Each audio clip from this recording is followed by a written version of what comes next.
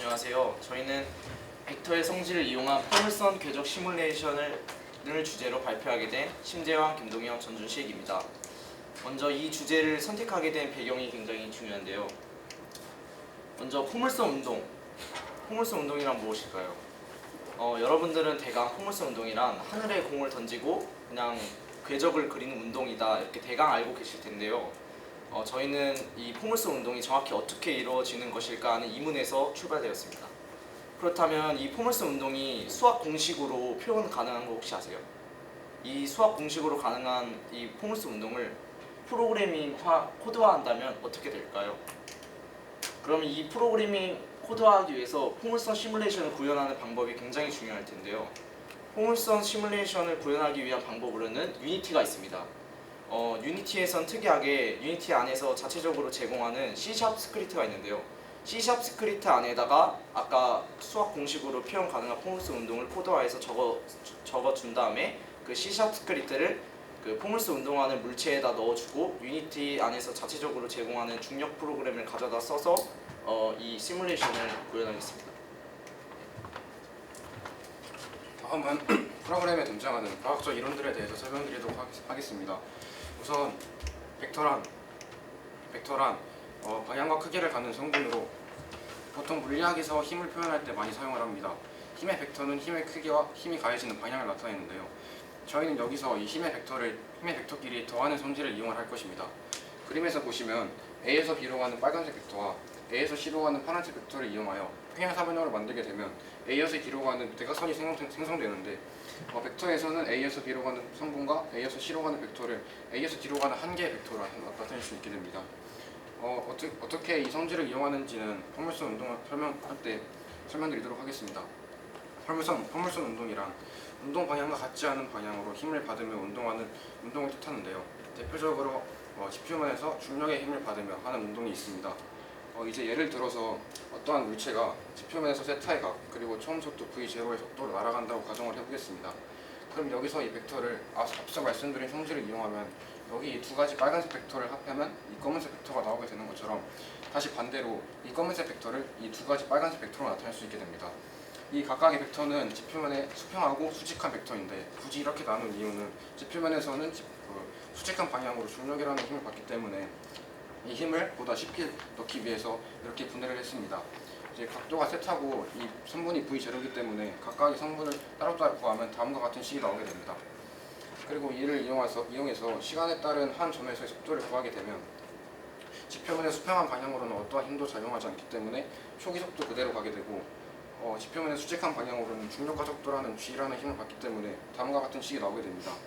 그럼 이제 다시 이를 이용해서 시간 t에 따른 x와 y 좌표를 구하면 지표면의 수평한 방향으로는 속도가 일정하기 때문에 그대로 t를 곱해주면 되고 지표면의 수직한 방향으로는 가속도 운동을 하기 때문에 다음과 같은 식이 나오게 됩니다. 다음으로 코드에 대한 설명을 드리겠습니다.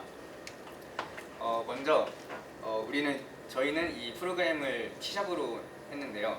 C샵은 저희가 배운 C와는 다르게 객체 지향 언어이기 때문에 클래스라는 개념이 존재합니다.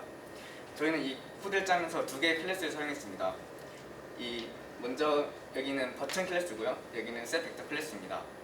이 버튼 클래스는 사용자로부터 각도값과 속도값을 입력받는 클래스이고요. 그리고 이 셋 벡터는 이 입력받은 속도값과 각도값을 그 벡터로 변환해주는 기능을 합니다. 자, 먼저 이 버튼 클래스를 보겠습니다. 버튼 클래스를 보면 지금 셋 벡터라는 클래스를 여기서 선언해 주어서 이 버튼 클래스에서도 이 셋 벡터를 사용할 수 있게 해줬습니다.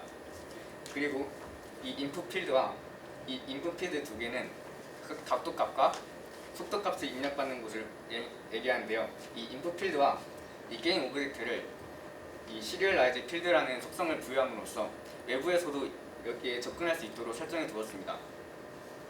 그 다음에 고함수를 보겠습니다. 고함수는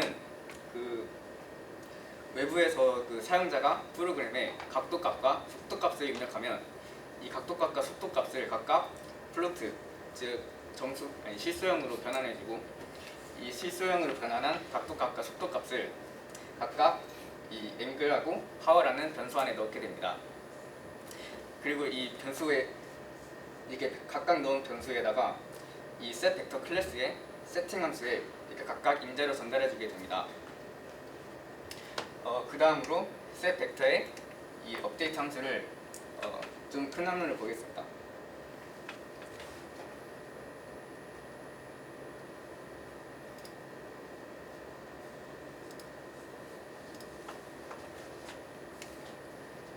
이게 보시면 업데이트 함수는 그 유니티에서 자체적으로 제공하는 함수고 매 프레임마다 실행되는 함수입니다. 이렇게 매 프레임마다 타임 값이 임자로 들어오게 되고 그리고 타임 dir이라는 값에 매번 이렇게 타임 값을 더해주게 됩니다. 그리고 이차원 벡터를 유니티에서 제공하는 이차원 벡터를 선언한 다음에 vector.x라는 그 벡터의 x 값에 앞서 설명드린 이 공식을 대입합니다. 이게 대입한 공식이고요. 그 다음에 벡터의 y 값에는 앞서 설명드린 또 이 공식을 대입하게 됩니다. 그리고 이렇게 만들어진 벡터의 값을 그 유니티 게임 오브젝트의 볼의 위치 값에 적용시키게 되면 그 성공적으로 공이 포물선을 그리며 떨어지게 됩니다.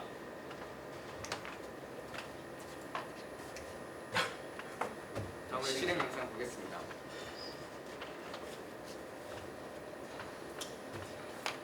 실행 영상이었고요. 결론입니다. 저희가 이걸 만들면서 어려움이 이제 프레임이 컴퓨터나 노트북마다 다르다는 걸 알게 됐습니다. 그래서 궤적이 정확하지 않다는 결과를 얻어냈습니다. 하지만 이제 프로그램을 통해 과학 공식을 시각적으로 확인하는 데 이의를 둘 수 있습니다. 감사합니다.